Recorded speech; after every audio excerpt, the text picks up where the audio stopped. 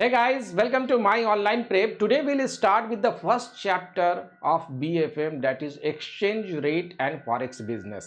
ये चैप्टर बहुत इंपॉर्टेंट है क्योंकि इससे क्वेश्चंस न्यूमेरिकल, नॉन न्यूमेरिकल और केस स्टडीज क्वेश्चन भी आते हैं। और ये चैप्टर इतना इंपॉर्टेंट है कि हर बार इस पर्टिकुलर चैप्टर से कम 5 क्वेश्चन तो जरूर से आते हैं, इसलिए बहुत इंपॉर्टेंट है। तो हम लोग स्टार्ट करेंगे। इसमें हम लोग सारे टर्म को समझेंगे और टर्म को समझने के बाद इसको बेसिक को जितने भी इसमें फाइनेंशियल टर्म हैं और कुछ इम्पॉर्टेंट चीज़ें हैं जो आपको केस स्टडी सॉल्व करने में हेल्प करेंगे, उनको भी डिस्कस करेंगे। तो चलिए स्टार्ट करते हैं। Exchange rate and forex business. Foreign exchange को समझने से पहले हम लोग के पास ये 3 क्वेश्चंस हम लोग के माइंड में आता है कि ये एक्सचेंज रेट है क्या, इसकी जरूरत क्यों है, why do we need foreign exchange, what is foreign exchange and why it is important. ये जब तक ये 3 क्वेश्चंस के आपको जवाब नहीं मिल जाते हैं तब तक आप इस चीज को नहीं समझ सकते हैं। तो सबसे पहले हम लोग समझेंगे कि why do we need foreign exchange, पहले इसको समझ लेते हैं। देखिए, आज के जो ग्लोबलाइज वर्ल्ड है, जब हम किसी दूसरी कंट्री के साथ गुड्स या सर्विसेज का लेन देन करते हैं, ट्रांजैक्शन करते हैं, तो एक प्रॉब्लम आती है, वो है करेंसी एक्सचेंज की। अब मान लीजिए कि कोई इंडियन कंपनी है, यूएस को सॉफ्टवेयर एक्सपोर्ट करती है। मान लेते हैं कि कोई इंडियन कंपनी है, ये इंडियन कंपनी है मान लेते हैं, और ये यूएसए को क्या करती है, ये सॉफ्टवेयर प्रोवाइड करती है। ठीक है, ये प्रोवाइड करती है मतलब एक्सपोर्ट करती है। एक्सपोर्ट का मतलब यहां पे हो गया सेल करती है। तो जब ये एक्सपोर्ट कर रही है यूएस कंपनी को, और ये यूएस कंपनी जब ये पेमेंट करेंगे तो ये यहां तो डॉलर चलता है, यहां आईएनआर है। तो ये क्या करेंगे, इनको चाहिए होगा, क्योंकि इनको पैसा आईएनआर में चाहिए, इस कंपनी को पैसा आईएनआर में चाहिए, तो ये क्या करेंगे, इनके पास डॉलर है, तो ये क्या करेंगे, बीच में यहां पे एग्जैक्टली ये एक्सचेंज करेंगे, आईएनआर को डॉलर में कन्वर्ट करेंगे। ठीक है, अब मान लेते हैं कि एक और कंपनी है, इंडियन कंपनी, इसी को ये यहां पे कोई एक और कंपनी है, कोई मान लेते हैं यहां पे कोई जर्मन कंपनी है, और इनसे इनको मशीन लेनी है, मशीन लेनी है, यहां पे यूरो चलता है। तो अब ये क्या करेंगे, यहां इंपोर्ट करेंगे। इंपोर्ट का मतलब बाय, यहां बाय करेंगे। इनको पेमेंट चाहिए होगा क्या, ये पैसा देंगे किस में, इनके पास आईएनआर है, इनको पैसा चाहिए होगा, इनको कन्वर्ट करके इनको देना होगा इसमें, तो ये एक्सचेंज करेंगे। ये एक्सपोर्ट और ये इंपोर्ट ये करना जरूरी है, तभी आप एक्सचेंज कर सकते हैं। तो जब ऐसा हम लोग करते हैं पेमेंट को, एक कंट्री की करेंसी को दूसरी कंट्री के करेंसी से एक्सचेंज, तो हम लोगों को एक एक्सचेंज करने की ज़रूरत पड़ती है। इसको जब दूसरी कंट्री के करेंसी को अपनी कंट्री के करेंसी से एक्सचेंज करते हैं, इसको ही हम लोग फॉरेन एक्सचेंज बोलते हैं। क्लियर है? तो इसको पहले फॉरेन एक्सचेंज हम लोग समझ गए। ज़रूरत क्यों है, क्योंकि एक कंट्री को दूसरी कंट्री से करने की ज़रूरत इसलिए है कि आपके, अगर आप ये नहीं करेंगे, सपोज कीजिए ये इनके पास सॉफ्टवेयर है, और ये सॉफ्टवेयर बनाने वाली कंपनी, इनके पास मैन पावर है, बट ये इंडिया में इसका डिमांड ही नहीं है, इनको यूएस में और बाहर ही इनको सेल करना है। अगर ये डिमांड रहेगा नहीं, तो ये जो इनफ्लो है हमारे कंट्री में यूएस डॉलर का, वो आएगा नहीं, तो फिर इकॉनमी आगे ग्रो नहीं करेगी। उसी तरह अगर इनको, ये जो कंपनी है सॉफ्टवेयर बनाती है, कोई मशीन की जरूरत है, कोई चिप की जरूरत है इनको, तो वो जर्मन से मंगाते हैं, इंडिया में नहीं है, तो ये जब तक मंगाएंगे नहीं तब तक ये बनाएंगे नहीं। तो ये जो एक्सचेंज होता है फॉरेन एक्सचेंज में, खास करके मैंने एक वर्ड यूज किया आपको, ग्लोबलाइज वर्ल्ड। तो हम लोग जब एक कंट्री के साथ सर्विसेज या गुड का लेन देन करते हैं, तो हम लोग को एक प्रॉब्लम क्या आती है, करेंसी एक्सचेंज की। इसी पर्पस को फुलफिल करने के लिए हम लोग के पास क्या होता है, ये फॉरेन एक्सचेंज होता है। क्लियर हो गया? तो हम लोग समझ गए कि व्हाट इज फॉरेन एक्सचेंज और why do we need foreign exchange. अब हम लोग बात करेंगे कि ये इंपॉर्टेंट क्यों है। अब अगर सोचिए कि हम अपने एक्सेस गुड्स को एक्सपोर्ट ना कर सके, जैसा कि मैंने आपको बताया कि यहाँ पे एक्सेस गुड है, सॉफ्टवेयर है जो बिल्कुल नहीं कर पाए, तो फिर क्या होगा? तो ये जो ज़रूरत की जो टेक्नोलॉजी इंपोर्ट हम लोग करते हैं या एक्सपोर्ट करते हैं वो यहीं रह जाएगा, खपत नहीं होगी, कंजम्पशन नहीं होगा, तो इकोनॉमी ग्रो नहीं करेगी। तो चाहे आप ट्रैवल करो, आप यहाँ से अगर आप बाहर भी इंटरनेशनल विजिट भी करना चाहो तो भी आपको करेंसी की ज़रूरत पड़ेगी दूसरी कंट्री की, या फिर आप एक इंटरनेशनल रेमिटेंस कर रहे हो जैसे कि इन्होंने यहाँ पर किया, तो भी आपको ज़रूरत पड़ेगी। तो इसलिए इम्पॉर्टेंट है कि आप ये ट्रांजैक्शन कर सको, इसलिए ये इम्पॉर्टेंट है। आगे देखते हैं हम लोग कि आगे और क्या होता है। फॉरेन एक्सचेंज का एक एक्ट है जिसमें एक लीगली इसको बाइंड किया गया गाइडलाइन है गवर्नमेंट ऑफ इंडिया की तरफ से। इस एक्ट को हम लोग बोलते हैं फेमा। पहले फेरा था, फेरा को चेंज कर करके फेमा बनाया गया। इसमें कुछ कमी रह गई थी, कुछ ड्रॉबैक्स थे, तो उस ड्रॉबैक्स को हटा करके फिर फेमा लाया गया। इसमें इस एक्ट में डेफिनेशन, रूल एंड रेगुलेशन दिया गया है और इस एक्ट से ही फॉरेन एक्सचेंज गवर्न करता है।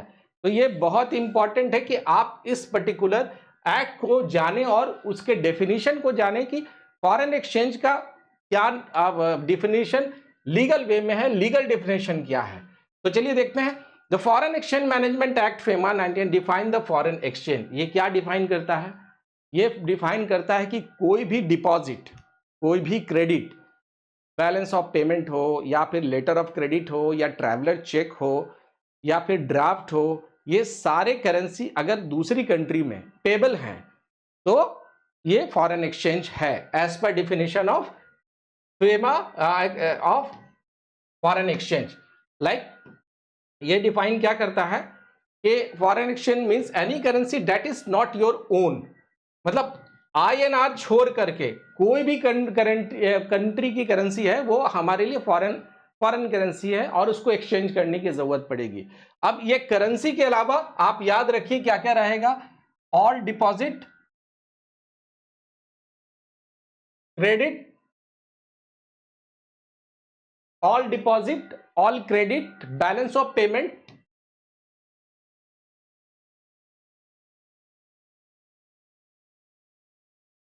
बैलेंस ऑफ पेमेंट और ट्रैवलर चेक, ट्रैवलर चेक, और फिर क्या हो सकता है? लेटर ऑफ क्रेडिट, और क्या हो सकता है? Bills of exchange. ये सारे डिफाइन किए गए, ये सारे क्या है? ये सारे क्या है? फॉरेन एक्सचेंज है as per FEMA. As per FEMA ये सारे फॉरेन एक्सचेंज है। और country which is not own country, own country's currency is a foreign exchange. In simple word, foreign exchange वो सब कुछ है जो किसी दूसरे देश में पेबल होते हैं। अब यहां पे जैसे बिल ऑफ एक्सचेंज है या ड्रॉ है, ड्रॉ आप इंडिया में करते हो, इंडिया में ड्रॉ करते हैं, बट पेबल कहां है? पेबल है USA में। तो ये क्या है? फॉरेन एक्सचेंज है हमारे लिए। आप याद रखना, ड्रॉ यहां करना मतलब क्रिएट यहां कर रहे हैं, और ड्रॉ पेबल कहां है?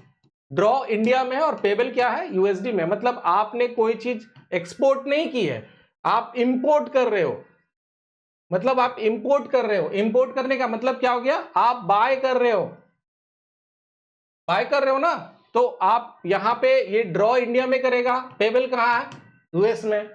तो ये आपके लिए फॉरेन एक्सचेंज है। ठीक है, अब आते हैं what is foreign exchange transaction. ये फॉरेन एक्सचेंज ट्रांजैक्शन क्या होता है?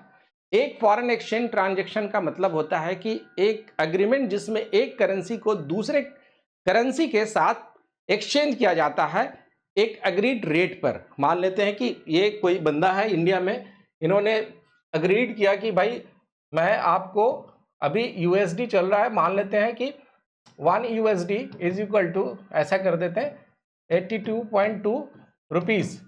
ये एक अग्रीड टर्म है जिसपे एक अग्रीड टर्म पे हम लोग एक्सचेंज करते हैं।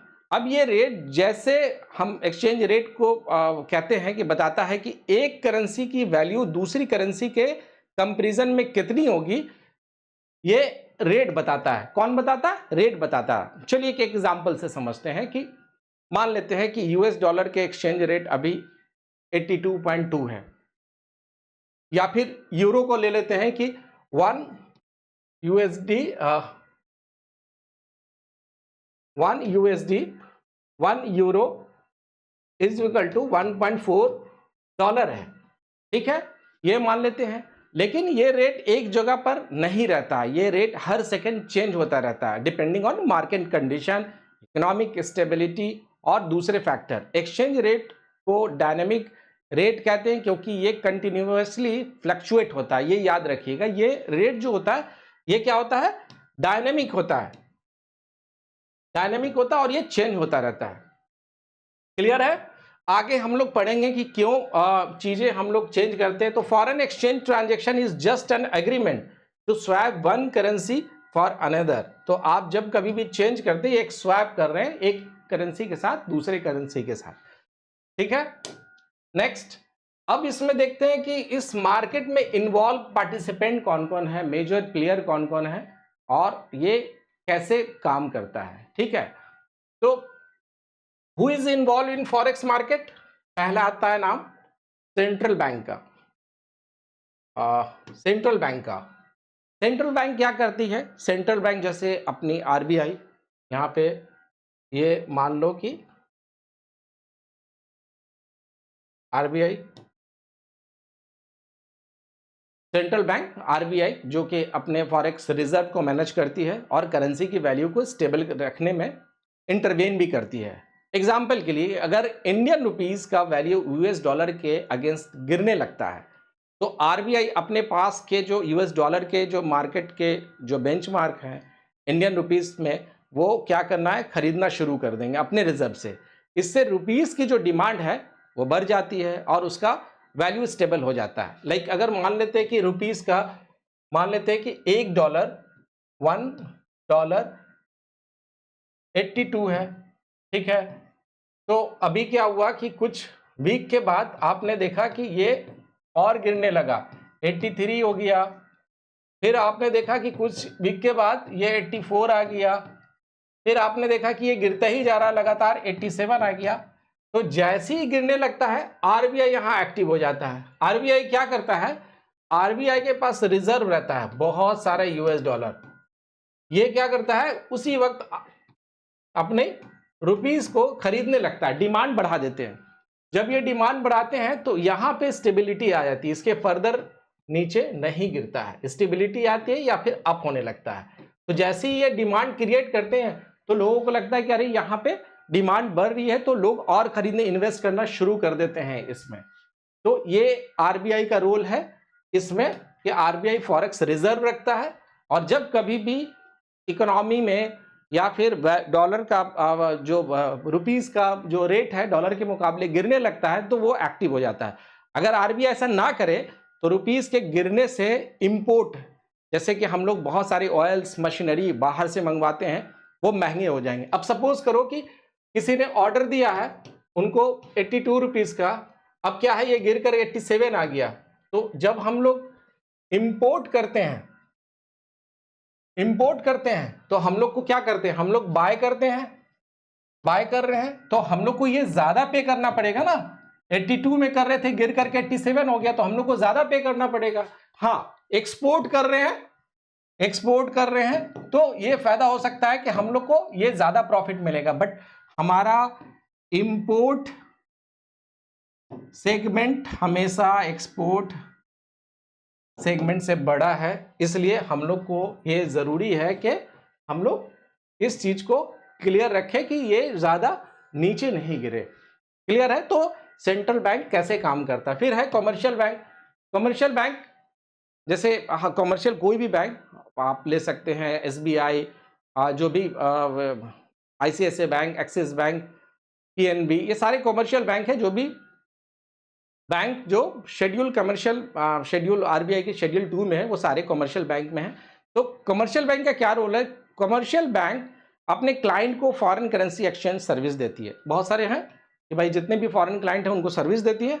मान लो कि एक इंडियन कंपनी जर्मनी से कुछ गुड्स इंपोर्ट करती है, बाय करती है, ठीक है, तो पेमेंट उसको किस में देना होगा? मान लेते जर्मनी में तो यूरो में देना पड़ेगा। कमर्शियल बैंक कंपनी की इंडियन रुपीस को यूरो में कन्वर्ट करेगी ताकि पेमेंट किया जा सके। इसके अलावा ये बैंक्स अपने इन्वेस्टमेंट को हेज भी करते हैं। हेज, यहां पे एक वर्ड बार बार सुनेंगे आप, हेज। हेज हेज का मतलब क्या होता है कि आप अपने लॉस को आप रिस्क मिटिगेट करते हैं। सपोज करो कि आपको $1,00,000 आपने कोई चीज इंपोर्ट किया जो देना है आपको डॉलर में, 1 लाख, एक और लेते हैं, हाँ, $1,00,000 आपको करना है। डॉलर का रेट अभी 80 रुपीज का रेट है, $1 के मुकाबले मान लेते हैं ये 80 रुपीज है। ये पैसा इनको 3 मंथ्स के बाद देना है, 3 मंथ के बाद देना है। अब सपोज करो कि ये जो रेट है ये बढ़ करके 85 रुपीज हो जाए 3 मंथ बाद, तो इनको कितना नुकसान होगा? पैसा तो इनको 85 रुपीज पे देना पड़ेगा 3 मंथ बाद। तो ये क्या करते हैं? हेज कर लेते हैं। हेज करने का मतलब क्या हुआ? ये एक फॉरवर्ड कॉन्ट्रैक्ट बुक कर लेते हैं कि भाई मैं 80 रुपीज पे मैंने बुक कर लिया, मुझे 3 मंथ के बाद अब पैसा 90 रुपीज हो जाए तो गम नहीं है, मुझे 80 रुपीज पे होगा। आपने पहले से ही बुक कर लिया कि मुझे 3 मंथ्स के बाद मुझे पैसा देना, आप हेज कर लेते हैं, आप मुझे दे देना पैसा, आप जितना भी भरे 85 रुपए से ज्यादा, तो अब आपको गम नहीं है, आपको मिलेगा कितना? 80 रुपीज। लेकिन इसका एक नुकसान भी है, अगर ये डॉलर कम हो गया, मतलब रुपया अगर मजबूत हो गया, ये सपोज करो 75 आ गया, तो आपने 80 पे बुक किया है, अब आपको 80 ही देना पड़ेगा, 75 का फायदा आपको नहीं मिलेगा। इसको हम लोग कहते हैं हेज। तो कई बार ये कमर्शियल बैंक है, ये हेज भी करती हैं। तो जैसे अगर बैंक के पास यूएस डॉलर में एसेट्स है और उन्हें लगता है कि डॉलर की वैल्यू गिर रही है, तो वो क्या करेंगे? वो तुरंत फ्यूचर कॉन्ट्रैक्ट बुक करके उसको एक्सचेंज रेट को लॉक कर देंगे कि नहीं भाई ये तो एसेट्स ही गिर जाएगा, मेरा तो नुकसान हो जाएगा। तो पोटेंशियल लॉसेस से हम लोग को प्रोटेक्शन मिलता है। तो आप इतना याद रख लीजिए कि हेज का मतलब ये होता है कि पोटेंशियल लॉस से आपको क्या मिलता है? पोटेंशियल लॉस से आपको क्या मिलता है? एक राहत मिल जाती है। पोटेंशियल लॉस नहीं होता, प्रोटेक्शन मिल जाती है। क्लियर है? चलिए नेक्स्ट देखते हैं इन्वेस्टमेंट फंड और हेज फंड।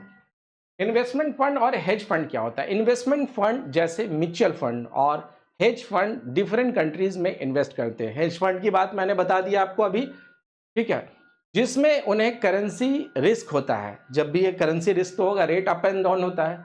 अब मान लेते हैं कि एग्जांपल के लिए कि अगर एक US based hedge fund Europe में स्टॉक खरीदता है, तो वो हेज कर सकते हैं ताकि यूरोप के गिरने पर उन्हें नुकसान ना हो।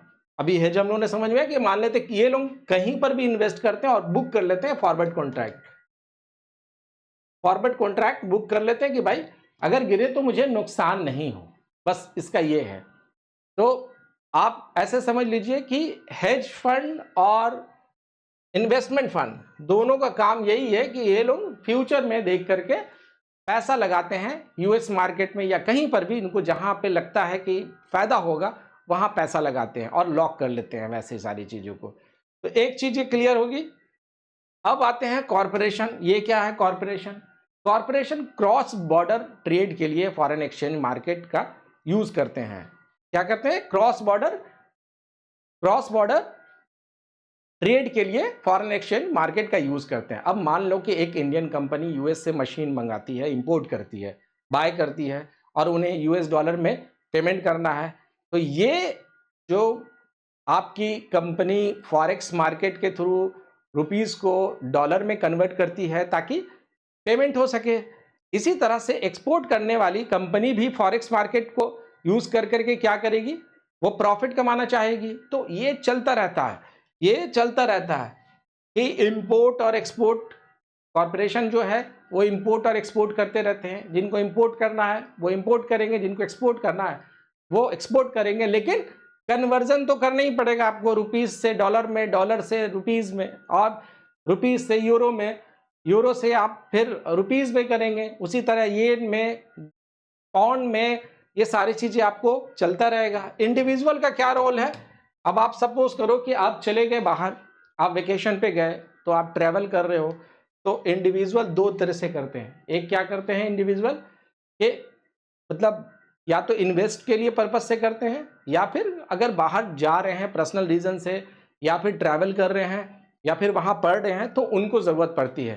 तो ये इसलिए भी जरूरी है कि ये सारे चीजों के लिए आपको एक्सचेंज करने की वहां की करेंसी चाहिए होगी। तो अगर कोई इंडिविजुअल इंटरनेशनल शेयर में इन्वेस्ट करना चाहता है तो भी कर सकता है, तो वो फॉरेक्स मार्केट के थ्रू एक्सचेंज को कन्वर्ट कर सकता है। तो ये भी इंडिविजुअल भी पार्टिसिपेंट है। नेक्स्ट क्या है, how does the forex market work. अब क्या है कि काम कैसे करता है फॉरेक्स मार्केट, ये बहुत बड़ी बात है कि आप ये समझ लीजिए कि फॉरेन एक्सचेंज तो हम लोगों ने समझ गए। अब ये है कि ये इतना बड़ा वास्ट मार्केट है, सबसे बड़ा मार्केट है, सारे पार्टिसिपेंट हैं यहाँ पे, ये काम कैसे करता है। देखिए ये क्या करता है, ये 24 आवर्स अ डे ओपन रहता है। सबसे अच्छी बात क्या है, ये 24 आवर्स ओपन रहता है। अब आप पूछेंगे कैसे ये 24 आवर्स ओपन कैसे रहता है, तो आपको बताते हैं। फॉरेक्स मार्केट सबसे पहले सिडनी से ओपन होता है, सिडनी से ओपन होता है मॉर्निंग में, और ये मंडे मॉर्निंग को ओपन होता है। मंडे मॉर्निंग को ओपन होता है सिडनी से। सबसे पहले Sydney exchange, Sydney market open होती है, और ये क्लोज होती है जाकर के न्यूयॉर्क में, ये फ्राइडे को। ठीक है, तो ओपन सिडनी से हुआ, और इसको बोलते हैं हम लोग डिफरेंट टाइम जोन। अभी हमारे पास स्टॉक एक्सचेंज में क्या करते हैं, हम लोग के पास निफ्टी है, बीएससी है, तो कुछ एक पर्टिकुलर टाइम के बाद ये बंद हो जाती है मार्केट, आप ट्रेड नहीं कर सकते हो। यहाँ पे ऐसा नहीं है, यहाँ पे बहुत सारी मार्केट होती हैं। जैसे मान लेते हैं कि यहाँ से शुरू, सिडनी से शुरू हुआ, सिडनी अगर क्लोज हो गया तो वो उसके बाद टोक्यो मार्केट है, हांगकांग है, सिंगापुर है, लंदन है, पेरिस है, न्यूयॉर्क है, ये सारे मार्केट रहते हैं। तो एक एक्सचेंज बंद हुआ, दूसरे मार्केट ओपन है, तीसरा तो ये हमेशा खुला ही रहता है। हाँ, लेकिन ये काम करता है Monday to Friday, Saturday Sunday को ये मार्केट बंद रहता है। तो आप ऐसे समझ लो कि सैटरडे संडे को अगर ये बंद रहता है, तो फिर अगर किसी को फॉरेन एक्सचेंज चाहिए होगा तो वो क्या करेगा, तो वो फिर ये यूज करेगा क्या, ओवर द काउंटर। जैसे कि आपको सैटरडे को चाहिए होगा करेंसी चाहिए होगी US dollar, 1 lakh US dollar चाहिए होगी। अब आपके मार्केट तो सैटरडे को बंद है, संडे को बंद है, तो आप क्या करेंगे, आप अपने बैंक में या फिर आप मनी एक्सचेंजर के पास जाएंगे और ओवर द काउंटर आप इसको खरीदेंगे। ओवर द काउंटर का मतलब क्या हो गया यहां पे, कि दो पार्टी के बीच का ट्रांजैक्शन, टू पार्टीज इन्वॉल्व होती है इसमें, आप यहां से लेंगे। अच्छा, ये जो अगर मान लेते बैंक के पास 1 लाख आपने डॉलर लिया यहां पे, तो बैंक क्या करेगी, कौन से रेट से देगी आपको फॉरेन एक्सचेंज तो सैटरडे को बंद है, तो लास्ट ट्रेडेड प्राइस जो फ्राइडे को होगा ना, लास्ट ट्रेडेड प्राइस होगा, उस पे ही देगी, और उस पे कुछ मार्जिन मनी एक्स्ट्रा रखेगी रिस्क के तौर पे, कि अगर सडनली अगर कुछ हो जाता है उस वीक में, कुछ और न्यूज आ जाती है, बैड न्यूज, जिससे लगता है कि मंडे को मार्केट जब ओपन होगा तो बिल्कुल ही मार्केट नीचे जाने वाली है और उस करेंसी की वैल्यू घटने वाली है, तो ये अपना सपोज करो कि इन्होंने 82.0 लास्ट ट्रेडेड है, तो वो क्या करेंगे, इस पे कुछ मार्जिन रख लेंगे 82.01 पे या 2 पे, ये ऐसा कुछ करके मार्जिन रख लेंगे कि भाई सैटरडे को मार्केट अब मंडे को ओपन होगा तो पता नहीं कैसे ओपन होगा, तो एक रिस्क मिटिगेट करते हैं, ये भी थोड़ा मार्जिन रख लेते हैं इस वाले केस में। दूसरा है ट्रेडिंग रूम। ट्रेडिंग रूम क्या होता है? ये बहुत बड़े बैंक और जो कॉर्पोरेट्स होते हैं, बैंक्स और ट्रेडर्स, उनके लिए एक बहुत बड़ा रूम रहता है ट्रेडिंग रूम में, जहाँ पे बहुत सारी स्क्रीन लगी होती है और वहाँ पे जो ट्रांजेक्शन होता है वो फ्लक्चुएट होता रहता है। हर मिनट पे ट्रांजेक्शन फ्लक्चुएट होता रहता है। तो वहाँ पे बहुत सारी चीज़ें हैं और डिसीजन भी आपको उसी वक्त लेना है। तो ये ट्रेडिंग रूम उसमें काम करता है। वहाँ पे ट्रेडिंग रूम में हम लोग हर एक चीज़ को अलग अलग एक एक कर करके और भी डेप्थ में आगे के चैप्टर में, आगे के टॉपिक में पढ़ेंगे। तो अभी के लिए आप इतना समझिए कि ट्रेडिंग रूम में बैंक्स और कॉरपोरेट जो होते हैं वो ट्रांजेक्शन करते हैं, जो मर्चेंट होते हैं वो ट्रांजेक्शन करते हैं और उनका जो क्वांटिटी होता है ट्रांजेक्शन का वो ह्यूज होता है। ठीक है, तो ओवर द काउंटर हम लोग समझ गए, ट्रेडिंग समझ गए। अब नेक्स्ट कि what makes the forex market unique. देखिए, यूनिकनेस आपको मैंने बता दिया कि ये 24/7 24 आवर्स ओपन रहता है, मंडे टू फ्राइडे।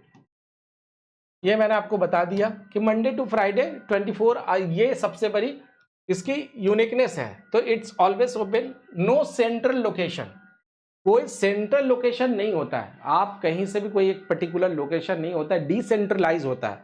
ये क्या होता है? ये डिसेंट्रलाइज्ड होता है। ओटीसी से भी आप ले सकते हैं, कोई भी एक सेंट्रल लोकेशन पे नहीं होता, बल्कि आप हर एक एक्सचेंज में जा सकते हैं, ओटीसी से ले सकते हैं, ट्रेडिंग रूम से ले सकते हैं। तो ये सेंट्रलाइज नहीं होता है। हाई लिक्विडिटी, ये जो होता है ह्यूज लिक्विडिटी वाले ट्रांजेक्शन होते हैं। हाई लिक्विडिटी इतने ज्यादा इसमें होता है ना। अच्छा, ये करेंसी जब एक्सचेंज होती है तो हाई लिक्विड होता है, फॉरेन चेंज हो जाती है। हाई लिक्विडिटी का मतलब क्या होता है कि कितना जल्दी हम लोग इसको कैश में कन्वर्ट कर सकते हैं। ठीक है, तो हाई लिक्विडिटी है। ग्लोबल इंपैक्ट, इस पे ग्लोबल इंपैक्ट भी पड़ती है। जैसे अगर मान लेते हैं कि आप कई बार होता होगा कि आपने देखा कि न्यू एक्सचेंज में या अमेरिका में या ओपेक में देशों ने तेल बंद कर दिया या तेल का प्राइस बढ़ा दिया है, तो इस पे ये करेंसी पे इफेक्ट डालता है। तो हम लोग को ये सारी चीजें हैं कि ये यूनिक क्या है इसका। एक तो 24 आवर्स और मंडे टू फ्राइडे ओपन रहता है, इसका कोई सेंट्रलाइज लोकेशन नहीं होता है। हाई लिक्विड ये होता है एक्सचेंज, और ग्लोबल इंपैक्ट इस पे पड़ता है। क्लियर है? अब इस सारी चीजों पर ना कुछ क्वेश्चंस देख लेते हैं हम लोग। क्वेश्चन देखते हैं इन सारी चीजों पे जो एग्जाम में आपके आएंगे। ये क्वेश्चन है, इसी तरह के क्वेश्चन आपको एग्जाम में भी पूछे जाएंगे। तो ये इंपॉर्टेंट है कि आप इस तरह के क्वेश्चन के फेमिलियरिटी आपके पास आए, आप इस क्वेश्चन को समझें कि किस तरह से क्वेश्चन एग्जाम में पूछे जाते हैं। तो हम लोग ने अभी जो डिस्कस किया उससे रिलेटेड एमसीक्यूज है। अब आप पहले समझ लीजिए और मुझे अपने कॉपी पे लिखना शुरू कर दीजिए कि कौन सा आंसर है। In the context of cross border movement of capital, which of the following statement accurately describe the role of foreign exchange? The first option is facilitate the import of capital goods by enabling the conversion of domestic currency into currency of the exporting country। ये बोलता है कि चलिए दूसरा देखते हैं फिर discuss करते हैं। Directly increases the foreign direct investment, जो कि एफडीआई हम लोग बोलते हैं, inflow by offering more favourable exchange rate to investor, supports the growth of domestic industry by allowing for the easy repatriation. Repatriation का मतलब होता है रिटर्न टू होम कंट्री। इसी का देखिए, रिपैट्रिएट का मतलब क्या होता है? रिपैट्रिएट का मतलब क्या होता है कि रिटर्न टू होम कंट्री। और आपने एक और वर्ड सुना होगा, एक्सपैट्रिएट। एक्सपैट्रिएट इसका मतलब रहता है आउट ऑफ होम कंट्री। इसको हम लोग शॉर्ट में एक्सपैट भी बोलते होंगे। जब कभी भी आपको एक्सपैट करके ये फेमस होते हैं। एक्सपैट मतलब ये आउटसाइडर हैं और बाहर वाले हैं। ठीक है, तो रिपैट्रिएशन का मतलब क्या होता है? Return to home country. यहाँ पे support the growth of domestic industry by allowing for the easy repatriation of profit, मतलब वापस उसी कंट्री में वापस जगह पे अर्न ऑन फॉरेन इन्वेस्टमेंट। ठीक है, ensure the stability of the domestic financial system by preventing the outflow of the local currency. अब बताइए कि इसका आंसर कौन सा सही है। तो सबसे पहले हम लोग देखेंगे facilitate the import of goods capital by enabling the conversion of the domestic country. जी, ये फैसिलिटेट करता है क्या? इंपोर्ट गुड्स, जो हम लोग इंपोर्ट करते हैं गुड को, इनेबलिंग कन्वर्जन, कन्वर्ट करता है डोमेस्टिक करेंसी को, domestic currency into currency of exporting country. तो ये हमारा आंसर सही है, ये हमारा आंसर सही है। नेक्स्ट क्या है? नेक्स्ट है कि directly increases the foreign FDI inflows by offering more favourable exchange rate to investor. तो ये ऑप्शन गलत है। क्यों? क्योंकि फेवरेबल एक्सचेंज रेट एफडीआई को अट्रैक्ट करने में हेल्प नहीं करते हैं। लेकिन फॉरेन एक्सचेंज का एक डायरेक्ट फंक्शन नहीं है कि किसी के लिए एफडीआई को अट्रैक्ट करे। एफडीआई अट्रैक्ट करने के लिए बहुत सारा इंटरेस्ट रेट आपका इंक्रीज हो, इंटरेस्ट रेट अगर बढ़ जाता है तब एफडीआई आता है, बहुत सारी इसमें चीजें होती है।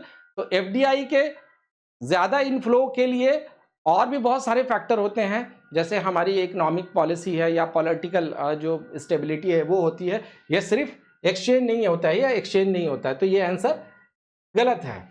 नाउ नेक्स्ट है कि the growth of domestic industry by allowing for the easy repatriation of profit earn on foreign investment. ये मैंने कहा कि यहाँ ये सपोर्ट करता है ग्रोथ में domestic industries by allowing for the easy repatriation of profit. जो पैसा आप जैसे सपोज करो कि इंडियन कंपनी है, मान लेते हैं यूएस में इंडियन कंपनी है, कोई इंडियन कंपनी है और ये यूएस में कुछ बिजनेस करती है और इसने 1 लाख रुपया इन्वेस्ट किया है डॉलर में, 1 लाख डॉलर इन्वेस्ट किया। अब उसको प्रॉफिट हुआ है वहां पे, मान लेते हैं $10,000। ये $10,000 प्रॉफिट इन्वेस्ट किया है। तो ये जो प्रॉफिट आया है, ये आसानी से ये इंडिया में वापस आ सकता है। प्रॉफिट हुआ है, ये आसानी से इंडिया में वापस आ सकता है। तो support the growth of domestic industries by allowing for the easy repatriation of the profit. ये इसका मतलब वही हुआ कि आपने जो इन्वेस्ट किया, ये जो प्रॉफिट अर्न किया, इसको वापस आप इंडिया में ले आए, तो earn on foreign investment. Clear है? Ensure the stability of the domestic financial system by preventing the outflow of the local currency. अब देखो ये ऑप्शन गलत है। क्यों? क्योंकि फॉरेन एक्सचेंज का काम करेंसी के आउटफ्लो को प्रिवेंट करना नहीं होता है। फॉरेन एक्सचेंज का काम करेंसी को मैनेज और फैसिलिटेट करना है इंटरनेशनल ट्रांजैक्शन के लिए, ना कि आउटफ्लो करना होता है। तो ये यहाँ पे ये वर्ड के कारण ये ऑप्शन गलत है। तो आपका आंसर क्या होगा? आपका आंसर होना चाहिए, आपका आंसर क्या होना चाहिए यहाँ पे? A and C, A and C, that is B is the correct answer। चलिए नेक्स्ट देखते हैं। Yes, B is the correct answer। Next, how does foreign exchange influence the competitiveness of the export in global market?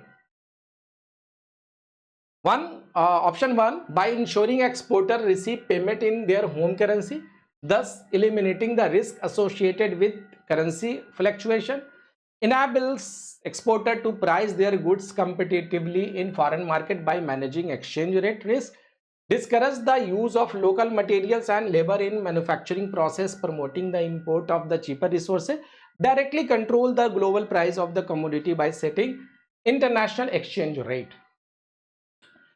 पहला option क्या है कि by insuring exporter receive payment in their home currency.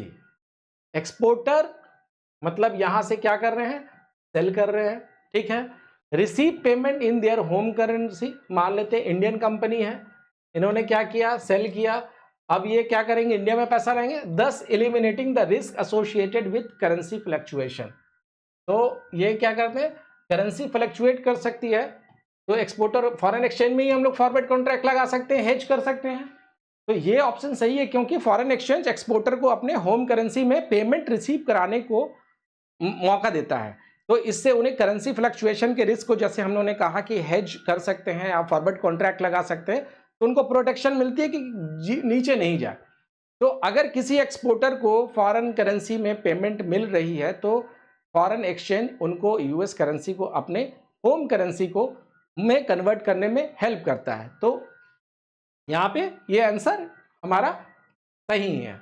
Next है enable exporter to price their goods competitively in foreign market by managing exchange rate risk. देखो जब भी ये word आएगा ना एक्सचेंज रेट रिस्क, ये कारण होता है किससे? हेज के कारण। ये हेज कर लेते हैं हम लोग या फॉरवर्ड कॉन्ट्रैक्ट लगा लेते हैं कि आज का जो रेट है हम आज के हिसाब से लगा लिया कि ठीक हम 3 मंथ्स के बाद बिल ऑफ एक्सचेंज रेस कर दिया आपने। क्या करते हैं आप लोग? हम लोग बिल ऑफ एक्सचेंज रेस करते हैं और फॉरवर्ड कॉन्ट्रैक्ट को क्या करते हैं हम लोग? एक फॉरवर्ड कॉन्ट्रैक्ट ले लेते हैं जिसमें ये फिक्स कर लेते हैं कि 3 महीने बाद मुझे 80 रुपीज में ही डॉलर चाहिए। अब डॉलर के मुकाबले रुपीज का प्राइस कुछ भी हो, तो ये क्या है? रिस्क को मिटिगेट करता है। तो इससे क्या होता है? थोड़ा कंपटीशन आता है मार्केट में, तो enable exporter to price their goods competitively. ऐसा नहीं है कि मोनोपोली है कि भाई आपको इसी प्राइस में मिलेगा। तो ये ऑप्शन सही है क्योंकि फॉरेन एक्सचेंज के जरिए एक्सपोर्टर अपने एक्सचेंज रेट के रिस्क को मैनेज करते हैं। अगर एक्सचेंज रेट काफी वोलाटाइल हो, मान लेते हैं, तो मैंने आपको बताया कि वो हेज कर सकते हैं। तो एक्सपोर्टर फ्यूचर कॉन्ट्रैक्ट में लगा करके या हेज कर करके वो लॉक कर सकते हैं कि प्राइस ज्यादा नीचे नहीं जाए। तो इस तरह से जो मार्केट में कॉम्पिटिटिवली मतलब कॉम्पिटिशन एक आ जाती है। क्लियर है? तो ये सही है। Discourage the use of local material and labor in manufacturing process, promoting the import of the cheaper resources. Discourage the use of local material, ये नहीं। क्यों डिस्करेज करेगा? डिस्करेज नहीं करता है। एंड लेबर को क्यों करेगा कि लोकल जो लोकली बना हुआ है वहां पे आप वहां से नहीं बनवा सकते हैं, आप लोकल मटेरियल यूज नहीं कर सकते, नहीं। तो फिर फायदा क्या हुआ? मैंने अच्छा ये सारे प्रोसेस को बोल दिया कि ये सारे प्रोसेस डिस्करेज करते हैं, नहीं, इनकरेज ही करता है। तो ये गलत है। Directly control the global price of commodity bye setting international exchange rate. अब ये देखो ये ऑप्शन गलत है क्योंकि फॉरेन एक्सचेंज रेट कमोडिटी के प्राइस को डायरेक्टली कंट्रोल नहीं करते हैं।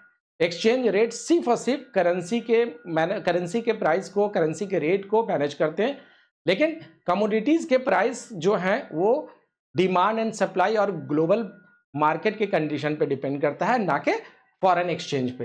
तो हमारा आंसर कौन कौन सा सही हुआ? 1 and 2 A is the correct answer. Clear है? Yes, A is the correct answer. Next, reflecting on the definition of foreign exchange according to FEMA 99। FEMA के बारे में हम लोगों ने पढ़ा था अभी। इसमें फेमा का जो डेफिनेशन है उसमें फॉरेन एक्सचेंज के बारे में, ये इसके बारे में वो कौन कौन सा है? Which of the following instrument are considered part of foreign exchange? Only physical currency, notes and coins held in foreign currency? नहीं। क्यों? क्योंकि इसमें हमने बताया था इंस्ट्रूमेंट भी इंक्लूड होते हैं। इंस्ट्रूमेंट भी जैसे बिल्स ऑफ एक्सचेंज और लेटर ऑफ क्रेडिट, ये सारे होते हैं। तो deposit, credit, balance in foreign currency along with draft, traveller cheques, letter of credit, yes letter of credit and bills of exchange payable in foreign currency. ये payable याद रखिएगा, payable in foreign currency ये रहेगा तभी आप कीजिएगा। तो ये answer B is the correct answer. Physical वाला नहीं है। Exclusive trading in precious metal, metal में नहीं करते हैं, precious metal gold and silver में नहीं करते हैं, करेंसी में करते हैं। Only digital currency and crypto currency, नहीं डिजिटल करेंसी और क्रिप्टो करेंसी में नहीं होता है, सारी चीजों में without the involvement of traditional currency. Traditional currency का इन्वॉल्वमेंट होता है, सिर्फ इनका नहीं होता है। तो B is the correct answer. बाकी इस तरह के जितने भी क्वेश्चंस है आप अपने प्लेटफॉर्म माई ऑनलाइन प्रेप पे प्रैक्टिस जरूर से करें। ये इस तरह के बहुत सारे क्वेश्चन हैं और आपको जब तक आप प्रैक्टिस नहीं करेंगे आप में इसमें मास्टरी नहीं आएगी। तो आपको प्रैक्टिस तो करने ही पड़ेंगे। अगर आप प्रैक्टिस नहीं करेंगे तो ये सारी चीज़ें आपके जहन में, दिमाग में, ब्रेन में बहुत ज़्यादा टाइम तक नहीं रहेंगे। तो प्रैक्टिस मेक्स मैन परफेक्ट। ये सारे जितने भी क्वेश्चंस हैं आपको माई ऑनलाइन प्रेप पे आपके कोर्स में हैं, आप उनको ज़रूर से एक बार प्रैक्टिस कर लीजिएगा। चलिए मिलते हैं नेक्स्ट टॉपिक में।